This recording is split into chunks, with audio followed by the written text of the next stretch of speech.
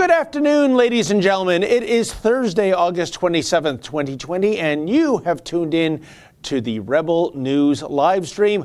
I'm David Menzies. My lovely colleague is Sheila Gunn-Reid, and as you're probably aware of by now, every Tuesday and Thursday, Sheila and I host a live stream, and we let the big boss man, Ezra Levant, well, we don't let him. His company. Yeah, we abide by his wishes to host on Monday, Wednesday, and Friday. So first of all, how are you doing, Sheila Gunn-Reid? I'm great. You know what? We had a big victory here in Alberta that I'm sure we'll get to. Big, huge victory for press freedom. I'm a little disappointed that I didn't get to meet my new colleagues, my new friends who will also be working around the legislature from time to time with me. I'm a little disappointed I didn't get to make some new friends. But yeah, big win yesterday. Exciting day. The new LG was sworn in Alberta, the one that was chosen for us by Justin Trudeau.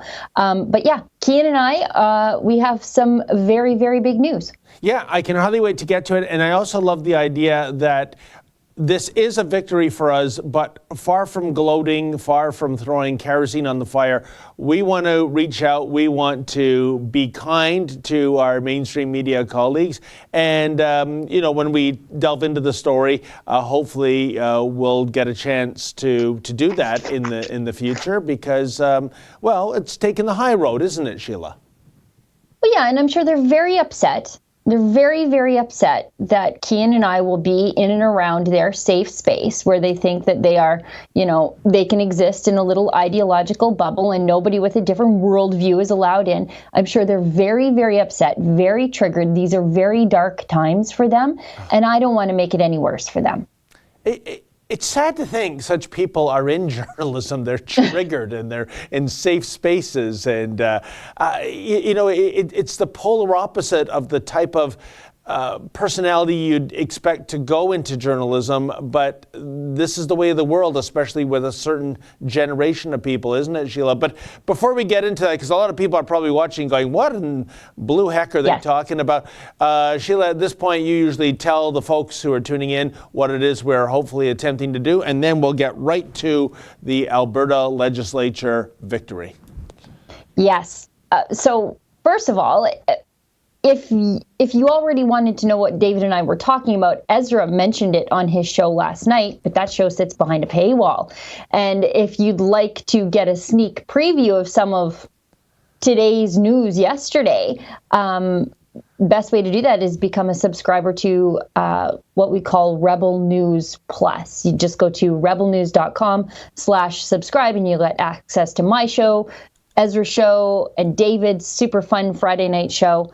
$8 a month, super affordable, and you'll get a sneak peek a lot of times on things that we're talking about a day later, and you get a more in-depth analysis from us. But what we're doing today is our daily live stream, as David pointed out. It used to just be on Friday, but it's the pandemic. There's more news than ever, despite what CBC would have you believe. So we do a live stream every single day of the week. David and I do Tuesdays and Thursdays, or sometimes it's, if David and I are busy off chasing a story, it could be one of our friends, could be Kian, could be Andrew, sometimes Yankee, that one time. So that one time. But Sheila, to quote Jacqueline Suzanne, once is never enough, right? I'm getting emails from thirsty women who would like to make Yankee their own. And I'm happy for it. I'm happy to screen the emails. I have a certain maternal instinct over sweet Yankee, and I just want to make sure that a nice boy like him lands with a nice girl. So I'm still taking resumes. Wow. If you'd like to meet Yankee. But anyway. Sheila, did you ever envision yourself as running a dating service? A dating service for nice Jewish boys. No, not really. But let's continue because we're already slightly off the rails.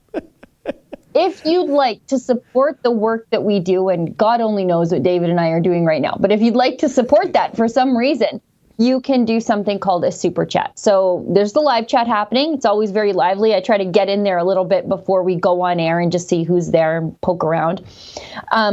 But if you can do something called a super chat, you just click on the little $ at the bottom there. And depending on how much money you want to give us, you'll get more characters. It'll highlight your comment. It'll pin it to the top of the screen so that everybody can see it. And David and I will read it on air. And it's a good way to maybe change the conversation if you're sick of David and I talking about wrestling or whatever. It might be a good way to suggest a story. If you have a question for us, that's a great way to do it. And it's a great way to support the work we do in a way that you want to support us and not a way that the government would force you to support us. 100%. And one day in the future, Sheila, the boss is going to approve a wrestling show for us to do. But why don't we get right to business? To call our Alberta legislature story a victory would be understating the story. I think total victory, given how we went from the outside looking in to, being welcomed in, getting in office soon. It's just an incredible turnaround. Sheila, this is indeed your story and Kian's story, so I'm going to zip it. And why don't you tell the folks how this whole odyssey began? Oh boy, David, I think it starts 4 years ago in 2016. That was when I was just happily skipping off down to the legislature to cover a press conference between then Premier Rachel Notley and Justin Trudeau. So obviously of interest to our people. I had been there many times before, including on budget day to cover things that happened at the legislature. I'm not there all the time because it's kind of far for me to get to, and it's not always news happening there.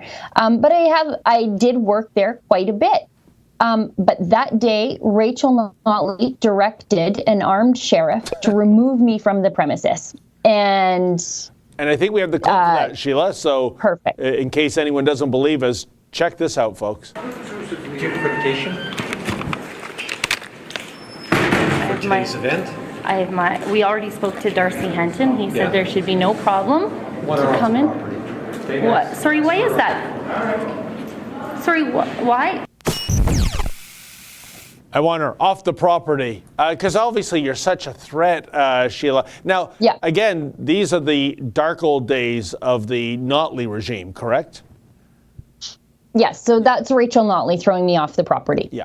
So in the aftermath of that, the government facing nearly universal outrage from the mainstream media and the public saying, you know what, you don't have to like her, but this is outrageous. The government doesn't have a right to do these things. They convened an investigation. It was done by a former journalist named Heather Boyd.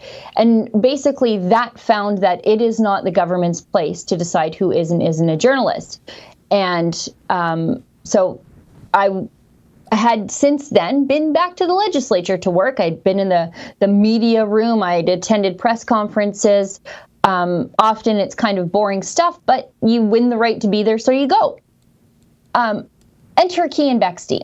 Kian Bexte tries to go to the legislature, and an NDP staffer, so not even government, but still totalitarian thugs, directs the legislature sheriffs to haul Kian off the property. Even after the Boyd report said, you don't have business doing this, you cannot do this.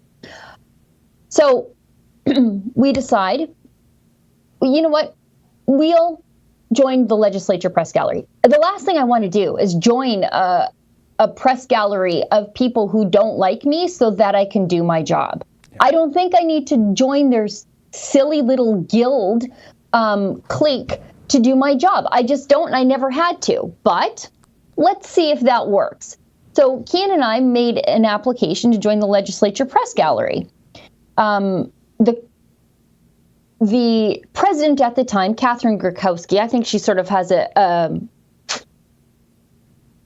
sporadically updated blog. So that should tell you the state of affairs of the legislature press gallery. If you don't work for Post Media, you are a update the website once a week kind of blogger.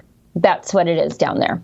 So we made applications through our lawyer several times for her to allow us into the press gallery. In fact, on Twitter, she's reaching out to people who work for other organizations like Progress Alberta and Press Progress, saying, if you have problems getting into the press gallery, let me know. She wouldn't even respond to us.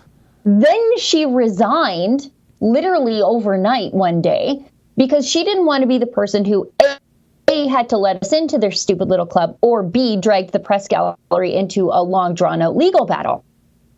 So Tyler Dawson of the National Post is suddenly elected to head the press gallery.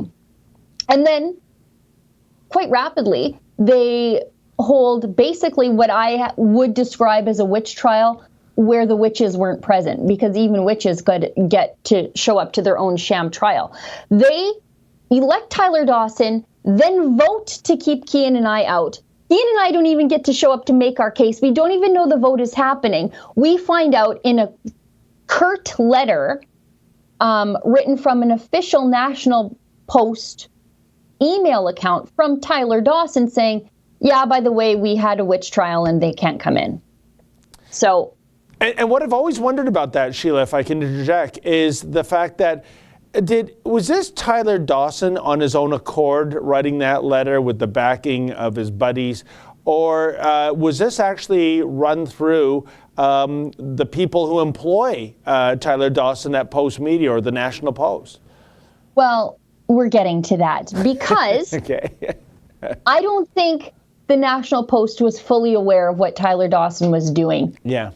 In the name of National Post. Yeah. Because we said, this is crazy. He sent this on National Post email account.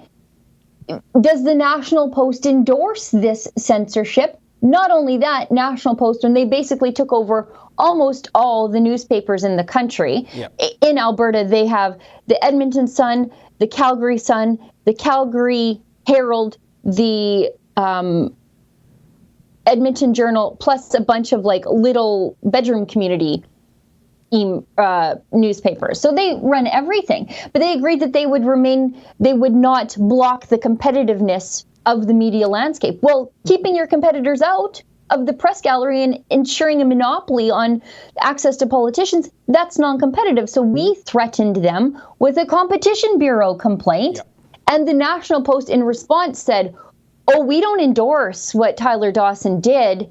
In fact, now because of Tyler Dawson, we're yanking all of our journalists out of the press gallery until the press gallery fixes its own problems. Now they took some snipes on us along the way, but who cares? Yeah. Because now Tyler Dawson is in the same boat as Sheila Gunn-Reid and Kian Bexte. He's also not accredited to work at the legislature. Isn't that just amazing? This self-proclaimed king of the press gallery becomes a commoner overnight. And there's a few things here, Sheila. Post Media did the right thing by not drawing the ire of the Competition Bureau, because that would have been very serious for them. They were clearly doing, thanks to this dummy writing that letter, what they promised not to do by getting such an incredible concentration of print media in Canada, i.e.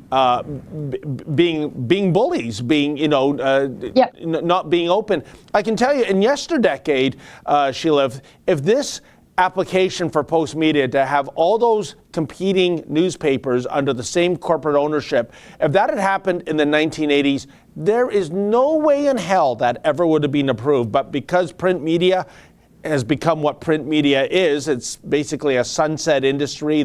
Everyone in that game almost is bleeding red ink. That's why they got this exceptional deal. And then you got this Tyler Dawson violating the major caveat of that deal, that we're not going to be belligerent to other competing media. So I think Post Media did the right thing indeed. And man, if you can get an interview with Tyler Dawson, I'd love to see what he has to say about this self-inflicted wound that he brought on himself and his company. And I'll tell you another thing, Sheila. If there was any business arrangement dealing with Rebel News, right? The idea of me, and I speak for all the employees here, to write out a letter on the behalf of Ezra, who hasn't even seen the letter, is not privy to the discussion. The chutzpah is off the charts. The idiocy is off the charts. How dare anyone write that letter on the behalf of the corporation he works for when, as you said, I believe they weren't privy to what was going on in the first place? That brings us to yesterday, because we got to fast forward now. Now, okay, by the way, speaking of Tyler Dawson, I think I'm the only person in the world who's interested in what he has to say, because I've gone on his YouTube channel and I've sort of searched for his name on YouTube. And I'm probably responsible for about half of the 15 or 20 views that he gets on anything that he does. And I'm not exaggerating. I'm not exaggerating, and I'm spite watching, because I'm sort of looking to see, what is it about this guy that he thinks he's so important and so power hungry that he could block somebody like Cian Bexte, who has got videos that garner international attention, has reported from the White House. Yeah, 9 views. I probably did 5 of those. Yeah. Cian Bexte reported from the White House, Capitol Hill, documentary filmmaker with Greta Inc. I've written 3 best-selling books, and that guy thinks that we aren't journalists, that nobody cares what we have to say. Sorry, bud, that's not how it works. Yeah, so, I even remember one of his videos, I think, Sheila, had 8 views, and I don't know how that's possible in terms of, you'd think internally there'd be enough Tyler Dawson colleagues reviewing the content that would get it at least to 10 or 12. But you're right. I would hazard a guess that I don't know how many people are on the live stream right now. Our live stream number right now in this hour might be more than the combined total of all of Tyler Dawson's videos that he's posted to YouTube. So this guy with an infinitesimally small audience, he's the one calling the shots? That's incredible. Well, yeah, and to say, like, a lot of the criticism we get is, oh, we're activists. Well, I'm sorry, but we can do whatever we want with our private sector money. We're not on Justin Trudeau's bailout bucks. Yeah.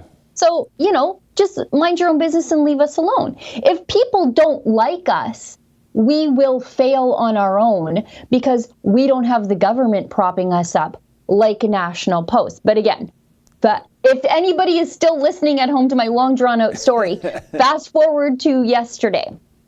Yesterday, Cian and I have a meeting with the Sergeant at Arms, who has been advised by the Speaker that they should go around the press gallery and accredit us and give us the same rights and privileges as every other journalist working in the press gallery at the legislature, because they care very deeply about the independence of media in Alberta. And when the National Post and this cloistered clique of other journalists in their little ideological bubble are choosing who is and isn't a journalist, it's actually narrowing the kind of journalism that we have in Alberta. And that's not right. That's not free.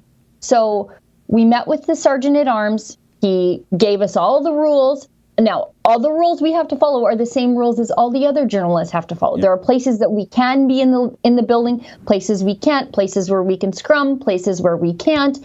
The only difference is, for now, we don't have office space. Well, Cian and I are accustomed to working on our knees, off our laptops, on a bench, wherever. We're not fancy journalists who need someone to give us office space. That's not how we roll. We work out of backpacks on airplanes and stuff like that. So that's the least of our worries. I just want the Wi-Fi password. So we will get to work in the legislature, and everybody else is going to have to deal with it. They can keep their out of control emotions about me and Cian being in their little safe space to themselves. And you know what? I'm going to continue what I do, and I'm just going to be a nice person, because I understand that this is a time of great emotional turmoil for these journalists, because they're going to have somebody with a different worldview working amongst them and daring to ask politicians questions. So that's That was the big victory yesterday, that after this big drawn-out legal battle, not even a legal, no, I guess it's a legal battle, because we had expensive lawyers involved. It never quite made it to court, thankfully, because the speaker intervened to do something about this madness and this dysfunction happening at the legislature. So after months and months of us quietly and politely fighting for the right thing, the speaker and the sergeant at arms said, you guys are accredited, you guys can work, you guys are journalists doing journalism, just follow the rules, and that's what we're going to do. So if people want to help us cover the costs of just being able to do our jobs, like we had to hire lawyers who fought for our right to just go into the building that houses our democracy, the people's building, as Ezra puts it, and ask politicians questions, accountability questions that the Alberta public cares about. We had to hire lawyers and send letters and legal threats. If people want to help us cover those costs, they can do that at letusreport.com. But it is a big day for freedom. It's a new day on the media landscape here in Alberta. Yeah, and I hope a lot of our viewers didn't consider what we were just discussing, Sheila, as so much inside baseball, because the overlying element here is the importance of having a vibrant, free press. And freedom of the press in this country, as far as I can tell, has never been more under attack than what we have now. We had to fight for that. We had to get lawyers to fight us into the candidates debates last year for the federal election. We did perhaps the most important and best video of this company's history in late June when we went en masse to Nathan Phillips Square to have the right to report on a square where security and cops were chasing us off, yet turning a blind eye to a filthy tent city full of squatters that were breaking 11 sections of the Trespass Act. That's okay, but wrong think isn't. Asking insensitive questions isn't. And, just last night, the video will be going up perhaps later today or tomorrow. Again in Brampton, the Khaleesi, Patrick Brown, seeking security and police to have us chased off a recreational parking lot, a parking lot for our recreational facility, I should say, Sheila. By the way, I'm sorry to tell you this. You're part of the banned class in Brampton if you go into any recreational centers, because this is how some of these cartoon cops dispense the law, folks. They write up a ticket not just for the violator, but anyone associated with the violator. Like, completely unconstitutional. It's something that would make a judge laugh so hard he'd fall off the bench. But I'm just bringing up all these examples. Oh, and I should mention, at one point we were told we weren't allowed on the lawns of Queen's Park, not the legislature in Toronto, folks, but actually on the lawns to cover the Yahoo Nation protests.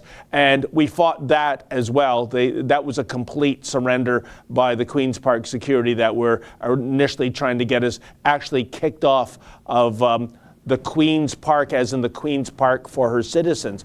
So, Sheila, these are just a few examples off the top of my head, and it's important fighting for, I think, because otherwise, how do we bring the other side of the story if we're actually banished from premises?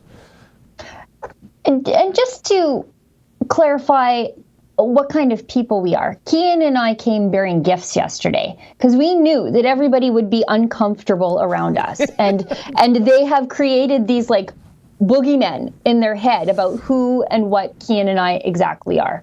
And we're just people with a different worldview. I showed up with a big bag of peanut butter cookies and a big bag of homemade beef jerky because I thought, okay, well, fine.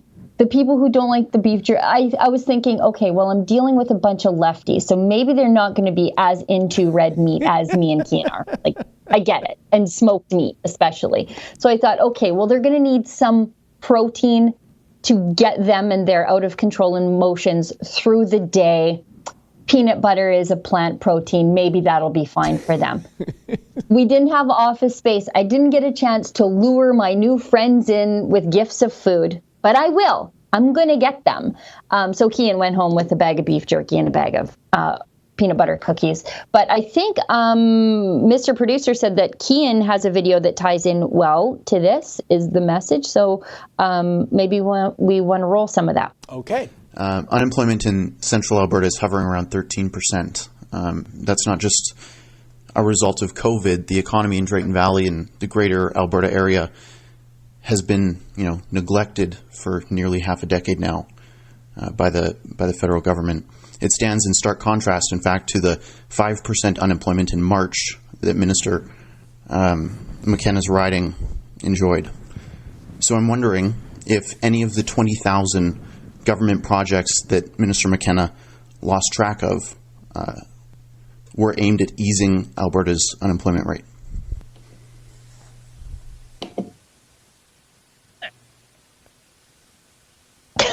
It appears we've lost Minister McKenna. Now, this is an important...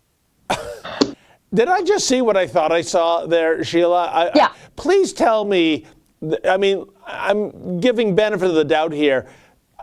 These things, Zoom calls and Skype calls and what have you, they're prone to technical difficulties. Maybe some beaver out in the hinterland chewed through a cable or something. Or was that what it looks like, that the Khaleesi McKenna just cut off Kian, the reporter, because of asking, an insensitive question? Yeah, that video we promised we would show people yesterday in the live stream, but we never got around to it because Ezra was giving his usual clinic on social issues. And that is why these journalists don't want Kian and I participating in these things. Because instead of asking Minister McKenna, why are you so awesome? There's a real question there about how and why she lost track of thousands of infrastructure projects. And secondarily, were any of these lost infrastructure projects meant to alleviate Alberta's extreme unemployment rate? And instead of answering that question that Albertans really want to know, because by and large, that's our money she's losing track of. She is frantically searching the top of her screen. You can see her eyes looking for the close window button, like the hang up button. Her head is 10 or 20 times its normal size. So yeah, you can see where her little peepers are searching on that screen to hang up on Kian. So not only did she hang up on Kian on probably the very first accountability question she's gotten in a very long time, she hung up on the Alberta government because that was a joint press conference with the Minister of Infrastructure, who's standing at the podium there thinking, what the heck just went on? But she also hung up on the people of Alberta. And that's why they don't want us at these press conferences. And as you can see there, by the way, that's an infrastructure announcement, a joint announcement press conference with the Alberta government and the federal government. Kian is there asking a regular, polite question. We're not disruptive. Just because you don't like our questions doesn't mean that we're disruptive or unprofessional. It's amazing, that woman, Sheila. Last year, I got to scrum Catherine McKenna live at a press conference done at the Toronto Brickworks. And since it was live, she couldn't pull a plug or press an off button.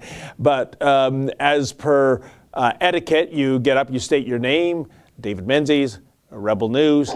And the first thing she said was, "Oh, are you still around?"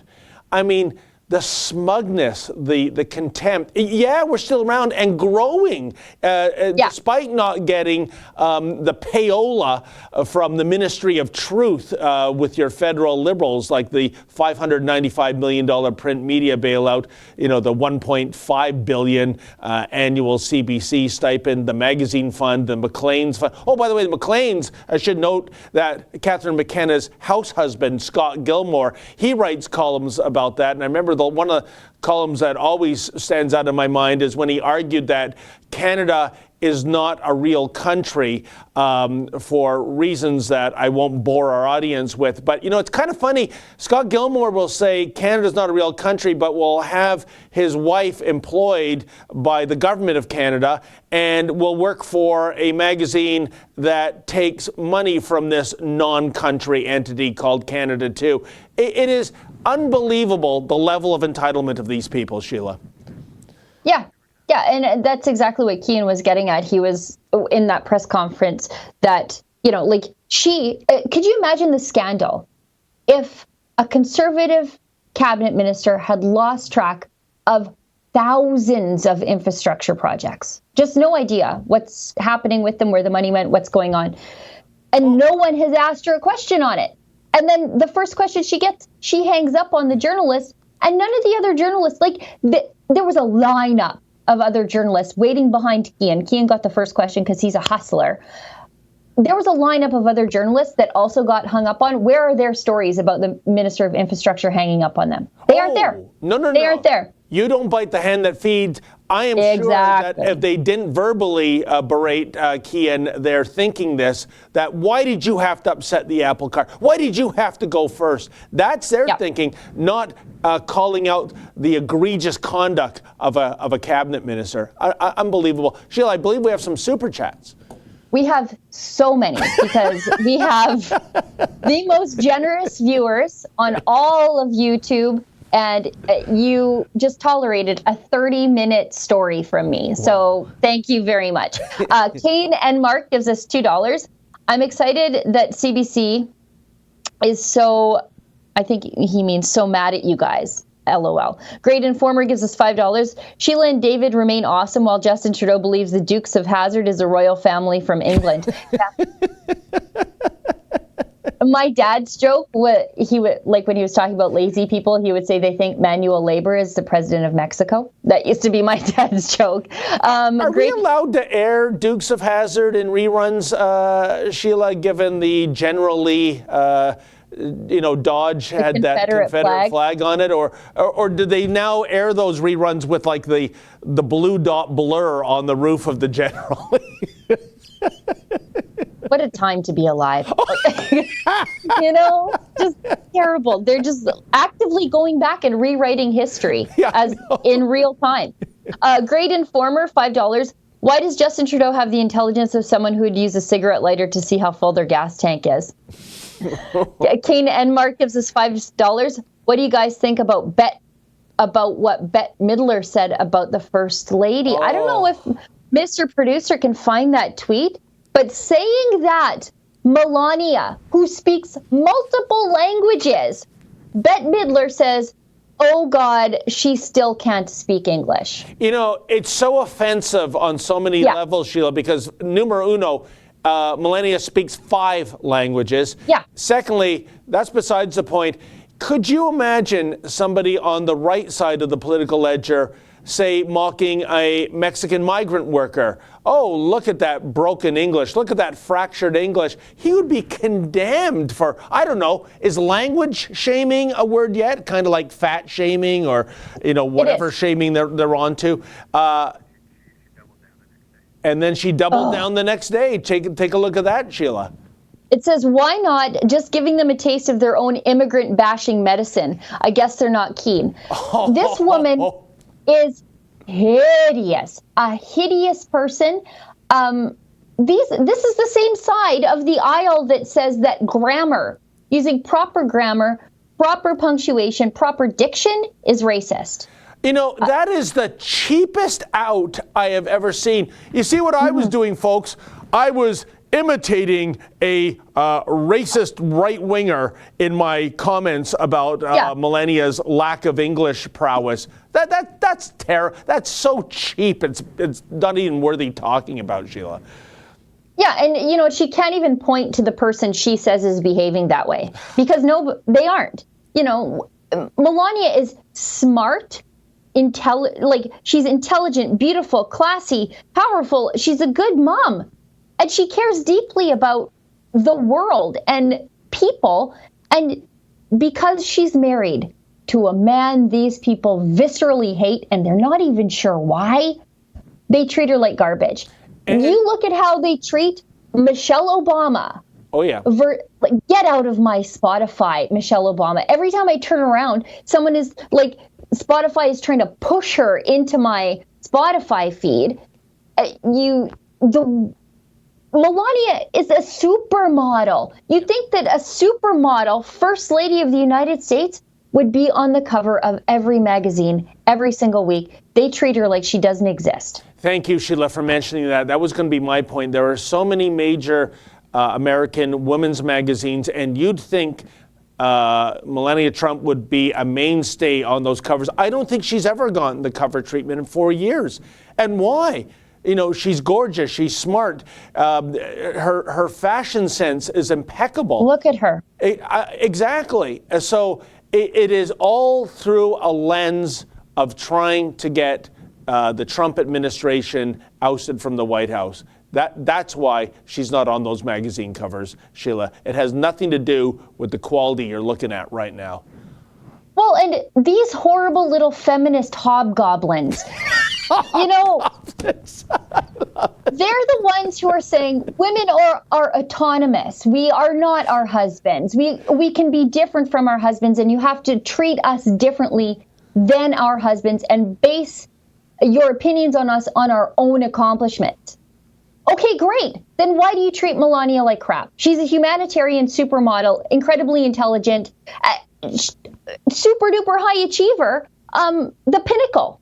And yet they treat her like garbage because they hate her husband. So these feminist hobgoblins, I'll say it again, cannot separate this beautiful wife from how much they hate her husband. And also, Sheila, let's not forget in terms of the business case here, I am sure there are Republican women that subscribe to and buy these magazines. So basically, you're giving them the middle finger, you're treating them as non-entities too. It's almost reminiscent of what happened last week with Goodyear tires, isn't it? When they came out with this dress code. Yeah, if you want to do Black Lives Matter, that's okay. Not Blue Lives Matter, not All Lives Matter, no MAGA caps or what have you. So it's basically, it's counterintuitive to, I think, running a business, because you would think that, you know what, there are probably conservatives, Republicans, right-of-center people that are buying Goodyear tires. And boy, when it got the attention of the president to announce, hey, why don't we just boycott this company for their attack on freedom of expression, and Goodyear tires shares plunged by 6% overnight. That's a massive number. You have to wonder, is this company in the business of selling tires or making political statements? And look what happened when they made a political statement. Look how the left can separate Kellyanne Conway from her husband. They can see those two as two completely different autonomous people with different opinions on certain things. Why? Because George Conway hates Trump. So that's fine. He can be totally different than his wife. But for poor Melania, she has to have exactly the same ire directed at her as the left directs at Trump. And it's gross. I hate to see it. That Conway relationship, I can't make head or tail. I'd love to know what their dinner time conversations are like, Sheila. It's so bizarre to me.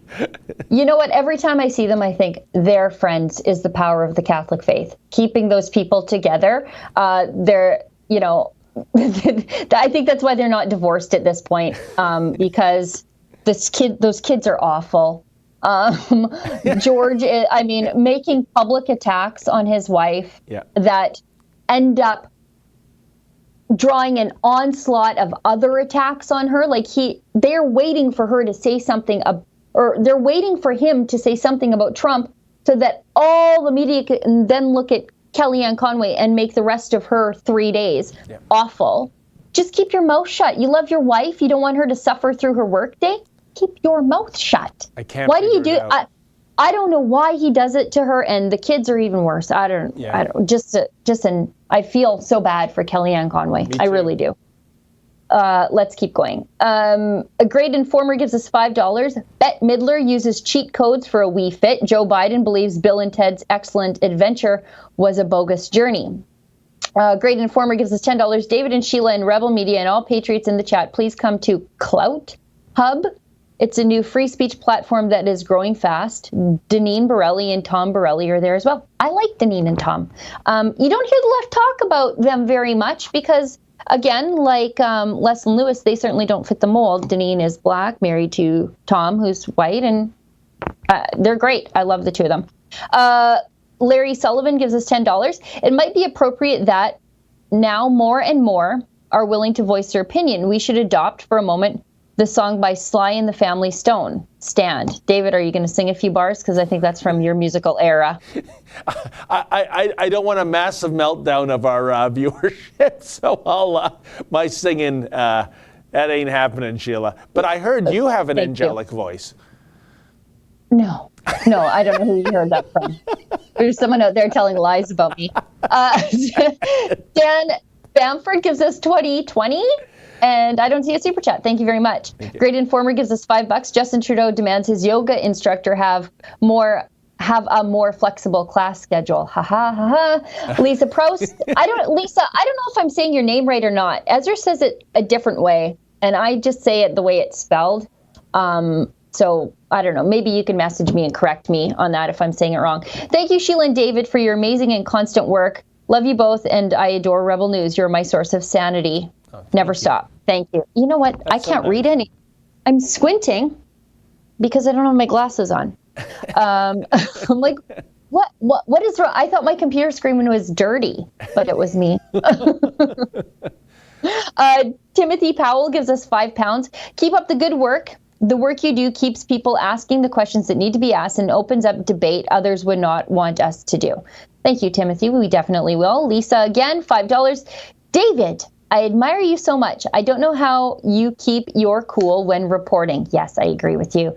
I listen to you religiously, and I couldn't respect you more. Thank you for all. Oh, those are such kind words, and you've made my day. And I'll tell you how I keep my cool. It's not always easy, but really, Sheila, I think when we go into a mob situation, when you have the Antifa types, when you have, women's marchers, when you have all the left-wing loons that we encounter, they would like nothing more than for me to lose it on camera, to drop F-bombs, to get mad, to start screaming in profanity like they do to us. And I think by keeping my cool, I'm just not giving what they so desperately want. In fact, I think it must be frustrating. It's like, what do we have to do to break this guy, right? Yeah. And literally, with the last few videos of me going into some of these 10 cities, I have people walking so close, getting into my grill so close that if they were any closer, we'd be kissing. Not that I'd ever want to do that. And screaming at me, get out of my face, get out of my face. It's surreal, but you just, I don't know, you just count steamboats and think this too shall pass. And like I said before, just don't give the mob what they crave. Yeah, I think that's the best way to do it. I try not to give the people who have these preconceived notions about me, I don't want to give them that which they think I am. Because I'm not those things. I'm not. I think differently than them, but I'm not the monster or the boogeyman that they think I am. And so I'd rather have them disappointed and maybe a little disappointed in themselves, too. Like you said, Sheila, before, kill them with kindness. Yep. Let's keep going. Great Informer. Oh, I just popped way ahead. I'm sorry, I lost my place.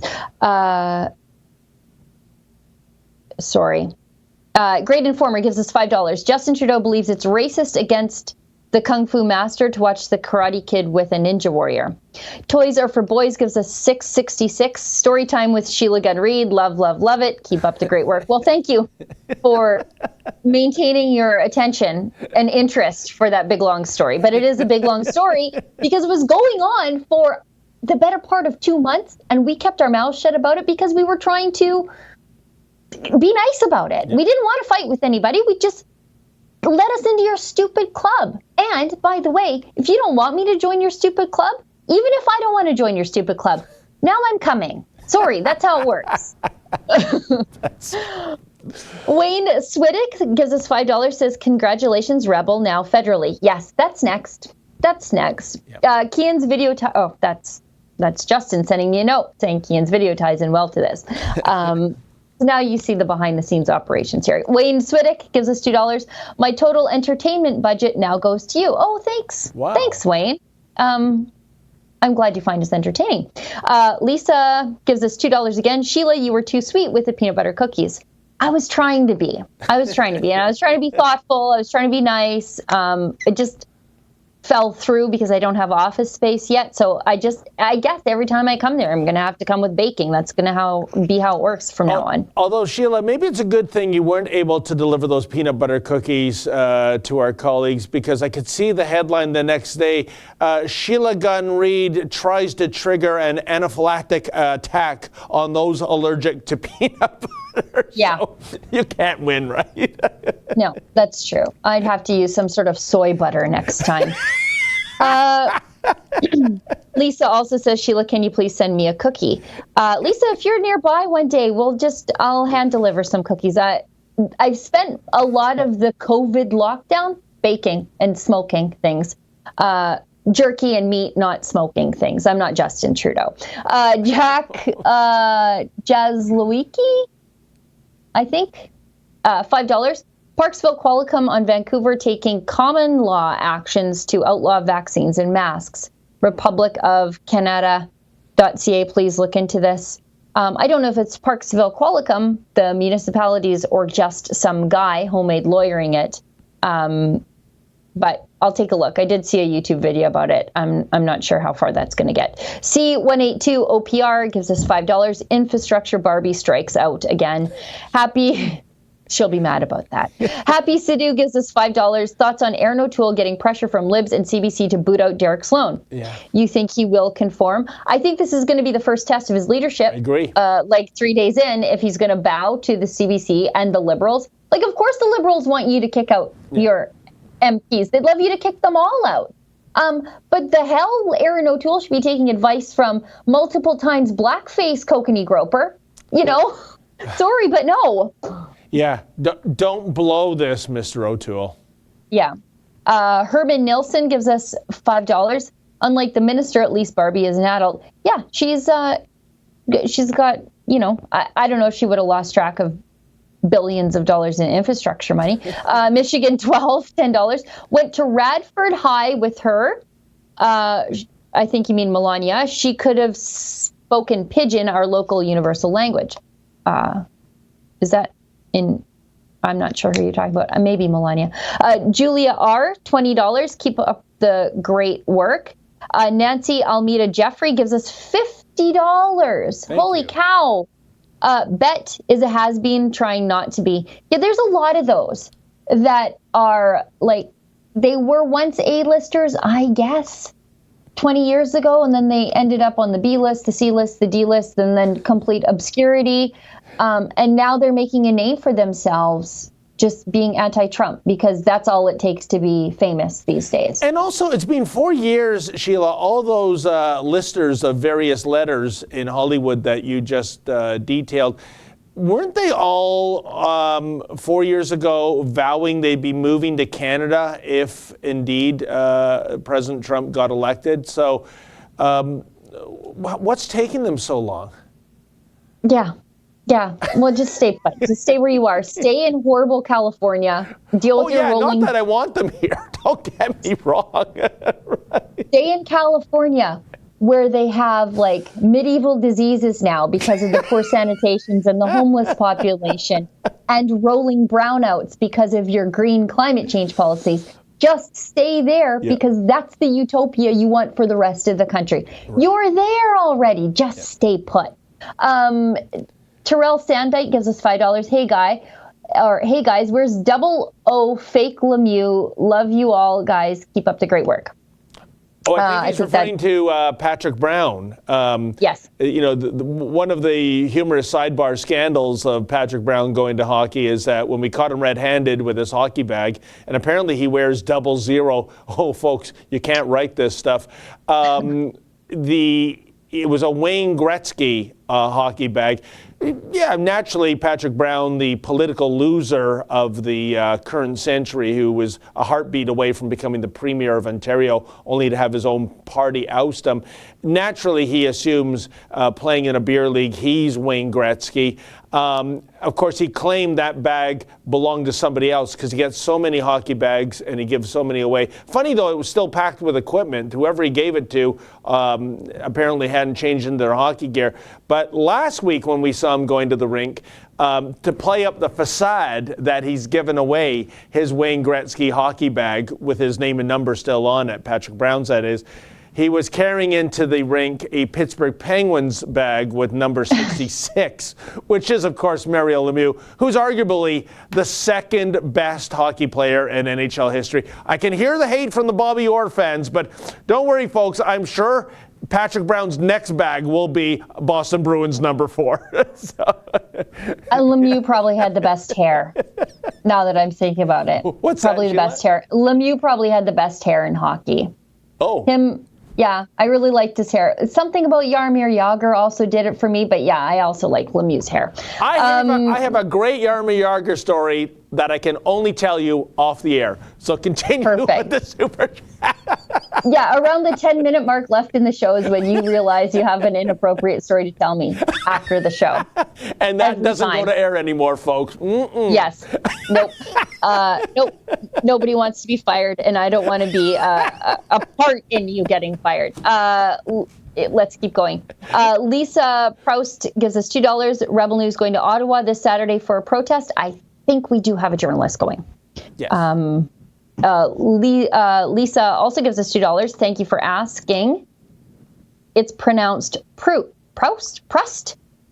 Just enjoy the O, or just ignore the O. So Lisa Proust. Thank you very much, Lisa. I just want to make sure I'm saying your name right.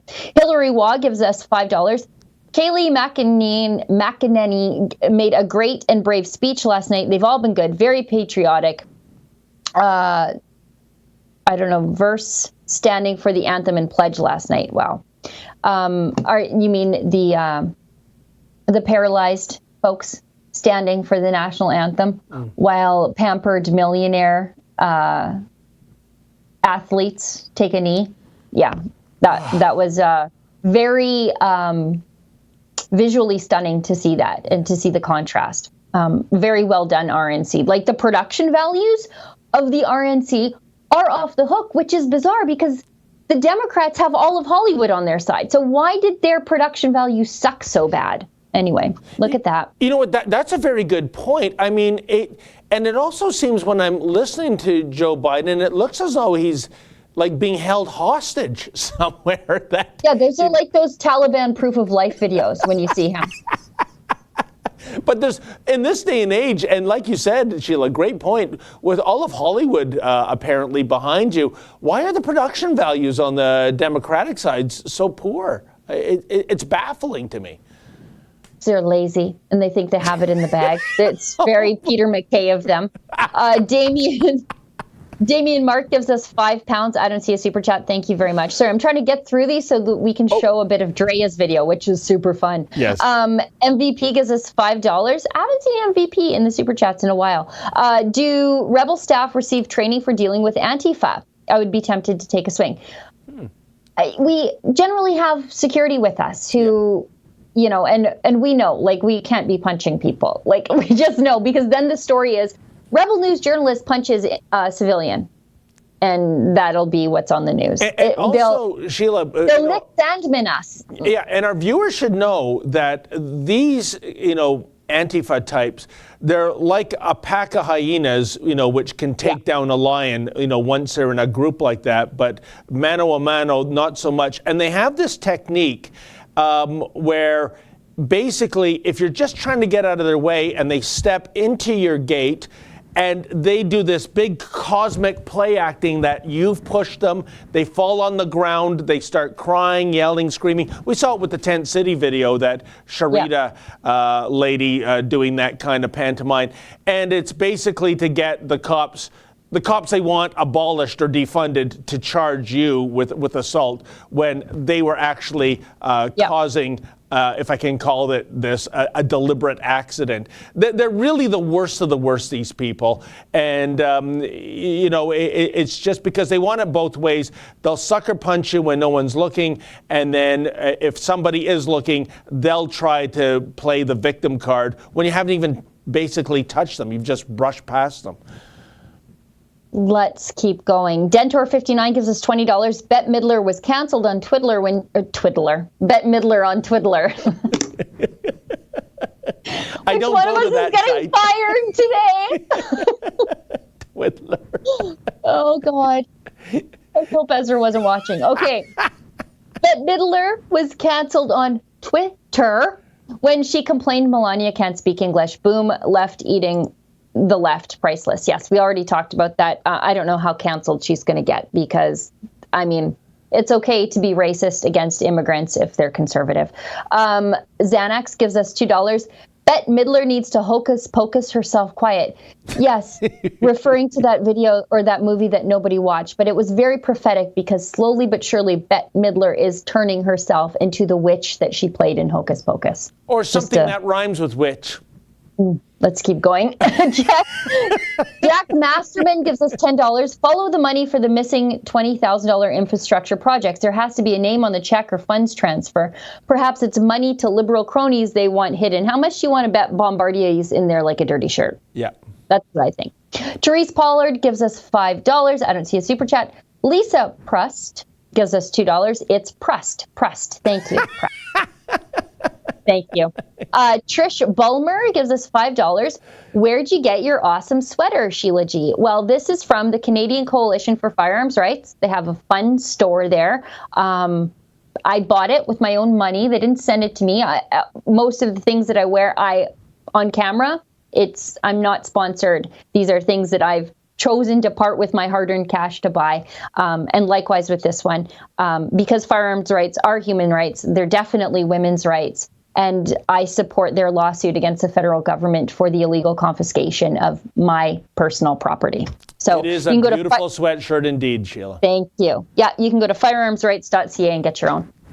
And I think we're all caught up. Should we show Drea's video? Yes. Of when she went to the tent city on Vancouver Island, because that, oh boy, something else.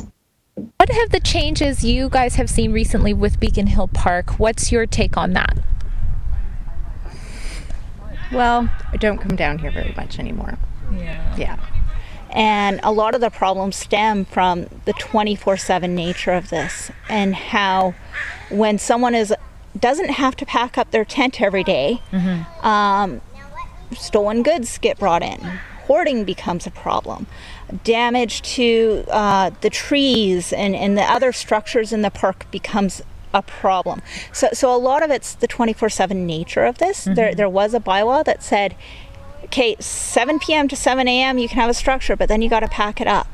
And I think that prevented a lot of the damage, and was kind of a balancing point. And I think one of the issues that the neighborhood is noticing is there's almost 100 tents and RVs and everything else, and that becomes really intimidating. If it was an occasional tent here and there, I don't think anyone would take issue with that. But it's these large groups, and unfortunately criminals tend to prey on those groups. So with that comes the drug dealers, with that comes the discarded needles, and all of that kind of stuff that a neighborhood has a right to say, no, we don't want drug dealers in our parks. We need to protect our kids. What shall we say? People don't feel as comfortable walking through the park anymore. Now, what about the change? There was a shift, there was an injunction, and some of the tents moved. Is that good enough? Or? No, absolutely not. No. I think we have to get to the root of the problem, and giving shelter in our parks is a Band-Aid. It's not helping anybody. You know, Sheila, with the rise of tent cities in various Canadian cities, with what we saw back in the wintertime with so-called native groups occupying rails and shutting down the country, with what we've been seeing for about 16 years in Caledonia with occupations there, this all comes down to two things: governments refusing to govern and law enforcement refusing to uphold the rule of law. It's illegal. It should be shut down. And for reasons that are beyond me in terms of political correctness, because you would think a politician, you see the people Drea interviewed, guess who they are? They're the taxpayers. They're the people employing the politicians.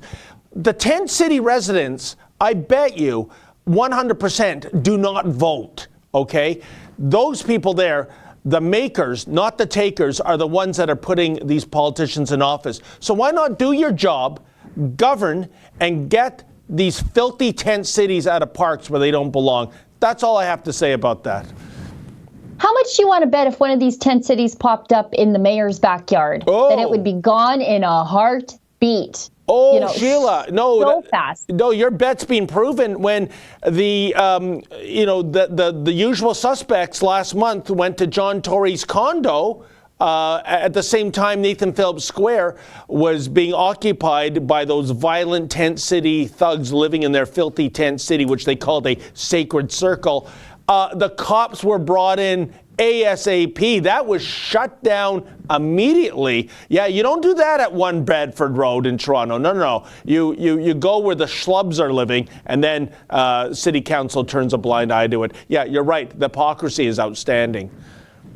It's just like the supervised drug injection sites. They never put them in the politicians' backyard. They shoehorn them into these communities that are trying to revitalize themselves and get back on their feet, and then they just make this black hole of crime and drug abuse and social disorder. They stick it in someone else's neighborhood every single time. Yep. Okay, we're at the end of the show, and we got a couple of super chats still left, I think. We've got one from Sheila Thompson, sends us $5 that Justin didn't send me up, but I see it out of the corner of my eye, and I don't see a super chat. Thank you very much. And Lisa Proust, or Proust. It's Proust. Rhymes with boost. Let's get that. Yes. I tried to clarify, but... Justin has a video. Oh, there we go. Okay. Proust. Thank you, Justin. There you go. Proust rhymes with boost, right? That's how you'll remember it from now on, Sheila. Perfect. Now I know. I'm very sorry, Lisa. This cost you a lot of money to get me to try to say your name right. And you so politely let me say it wrong for weeks and weeks because you're just a nice lady. So thank you very much. Very much. And by the way, I think that might be a live stream first. I don't think we've ever put up the person's name from a YouTube channel with the proper way to pronounce it. So good for you, Miss Proust. No, David, good for us because we care about our viewers. That's true. Good for us. A Barry Horowitz pat on the back to us. That right? Yeah. Good job, Sheila and David and Justin, especially Justin, who's probably super frustrated with me too. Lisa says, lots of love and hugs to you. I adore you. Thank you. And thank you for your constant patience with me. A veteran's voice, Chris Semchuk, gives us $13.99. Help Kingston fight our tent city and the creation of integrated disregard hub with all-inclusive, safe consumption site. Oh, I hate those things so much. Yeah. Rebel, you're my only hope. Keep up the great work. Thanks. David, we should file an access to information municipally to find out how much it's costing to build a supervised injection site to ruin everybody else's property values. Oh, I can imagine. And that is a good idea, Sheila. I'll get on that. And we're 2 minutes past the hour. Oh, wow. Well, there you go. Well, once again, thank you so much for tuning in. A super special thank you to all the super chatters. This is how we keep the lights on. And thank you and apologies to Miss Proust, whose name we keep mispronouncing, but we finally got it right today. So on the behalf of Mr. Producer Justin and the lovely Sheila Gunn Reid, I'm David Menzies. Have a great day, stay safe, and we'll see you on Tuesday.